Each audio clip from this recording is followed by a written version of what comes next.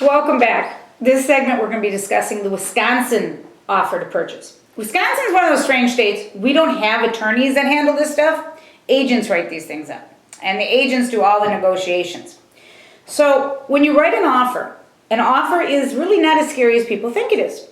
When I write an offer, I generally go through the parts of the offer with my buyers prior to writing it. As we're walking through the house, and I can really see that this is the house they want. Remember, they're ready again. They're pre-approved. We've been looking, and now we found that house. And I can see on their faces, this is the house they want, and I know they're going to call me that night and say they want to write an offer. So usually I'll talk to them before we leave, and I'll spend maybe 45 minutes to an hour explaining what's in that offer, so we don't have to go and sit in a dark office and talk about it. I usually send it all electronically. What's in the offer to purchase? And the offer to purchase is where we put things like what's included according to the multiple listing service listing. So refrigerator, range, dishwasher, disposal, anything else the seller, sometimes sellers will throw in the play set. Sometimes they'll throw in, something else, the water softener. But sometimes they leave things out. The new refrigerator that was bought, a month and a half ago, they want to keep that. But my buyers want that. So I'll write it into the offer to purchase as something that's included.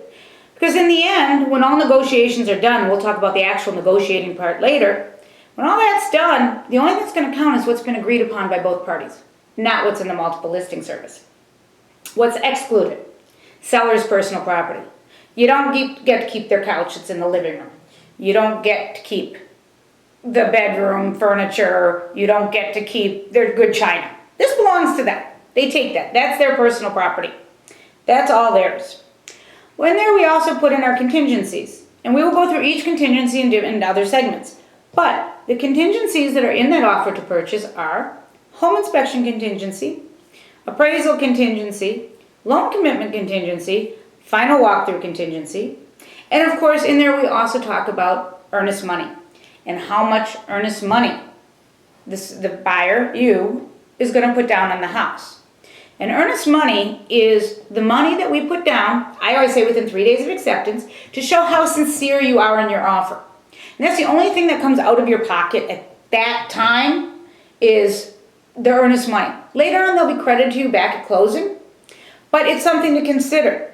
We also have testing contingencies. If we want a radon test, if we want a mold test, if we're in an area that has well, septic, private sewer, we may need all those things tested.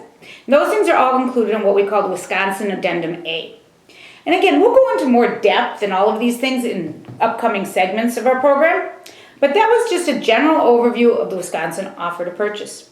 Again, subscribe to our YouTube channel and let Kraus find your perfect house.